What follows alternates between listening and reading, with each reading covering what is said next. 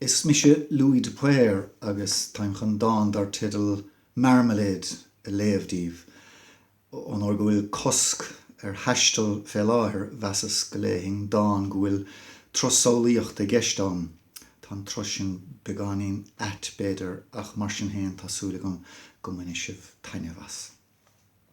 Marmalade. Bainim a chaipín den bpróca subh oráiste is líonann an mhaidin de bholadh searbh ní milis, Algiers, Morocco, Seville, mar bhfuil buamaí cumhra crochta ghéaga na gcrann.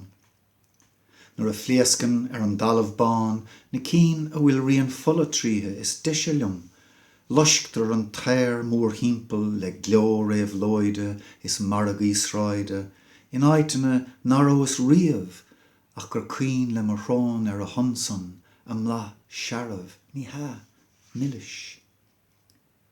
Nuair a ilim an gistin, tréachta ag maistear th teoring na géadfaí, mar thrua de cheann bocht sa tusa agus pusart. Siop an bhuaistéire a cheanníos na oráistí sin in agus mise mé héin a dhin de chuid Marmalade, milis agus searbh mar is maileat go díreach a deirmse, agus buamaí cumhra de cholinge a luisce an air im a hímpel.